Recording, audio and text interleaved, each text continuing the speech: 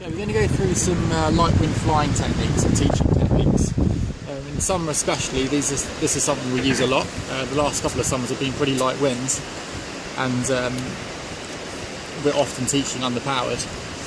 It's very rarely, unless you've got a very heavy person you're teaching, you're going to be on the right size kite for the wind conditions. We're always going to be down maybe 2, 3, even 4 meters in kite size compared to what you'd actually go out and ride on.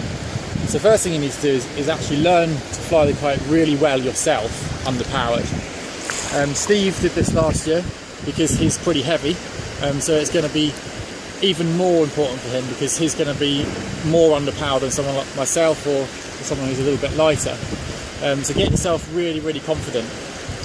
The second thing, which I think should go without saying, but unfortunately doesn't, is not telling the students that the wind is shit.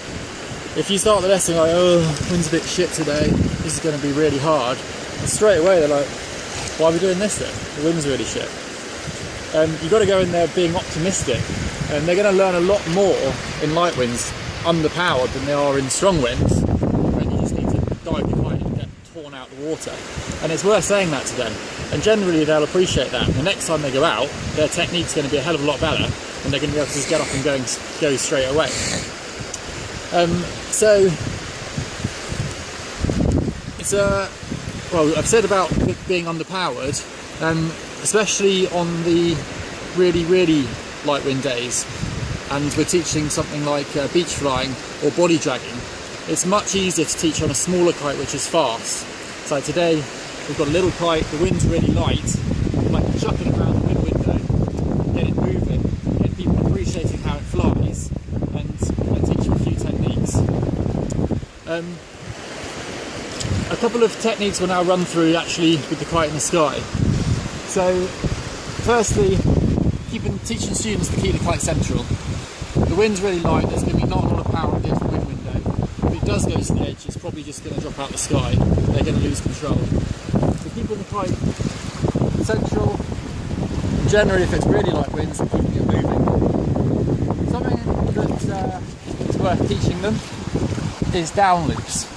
So if they do get to the point where they're at the edge of the window, they're struggling to get up, if that's not going to go up from there, it's just going to fall out the sky, teach them to down loop it, get it back into the wind window. The students absolutely love learning it. They love learning this new technique, and it means that the kite's not going to crash. They'll just be able to down loop it, get it back up to 12 o'clock, and then off they go again. Alright, just got a little list here that I'm looking through. I'm going to go through a board start now. So this is probably where we're most effective with light wind. It's obviously a lot easier to teach with a bit more power, a little bit more wind, but that's not always an option. So I'm just going to go and grab the board.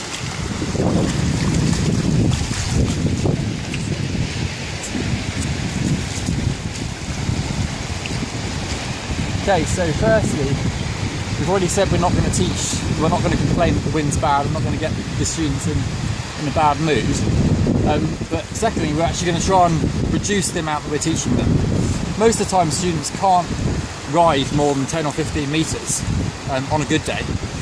So we want to try and teach them to just do those 10 or 15 metres, and we need a lot less power to do that. Okay, so I'm just going to demonstrate a light wind board start. Now what I like to refer to this is actually a board stand. So teaching students to just stand up onto the board rather than trying to ride anywhere. If the wind's too light, they're probably not going to be able to go more than 5 metres. So teaching them how to do this board stand really well is going to be much more beneficial. You can say that to them, say we're not going to be able to get very far, but we're going to learn the board stand, which is actually the hardest part of the board start anyway. It's important to, when you're doing a demonstration, to not go and ride 20 metres down the beach or 30 metres down the beach, go miles downwind and not really go anywhere. We're just trying to show them how to do this really basic board stand. So I'll get into a board start position as normal, as you would do for any lesson. We're just trying to get into a standing position. If the wind's really light, then it's worth teaching them to move the kite from side to side to begin with. Get the wind flowing over it, and then when you're ready, we're going to go for the board stand. So a big dive and a big sit up. Okay, so we're just getting into that standing position. We're using a big dive from the kite, but more importantly for the students, they've got to learn the technique to chuck their shoulders forwards, use their stomach muscles to roll up onto the board and explode with their legs to get standing. If they can do that 10 or 15 times in a row and get it really sorted, we get a little bit more wind in an hour's time or next time that they're out, and they're easily going to be able to just do that stand, then dive the kite and be off and riding. Perfect.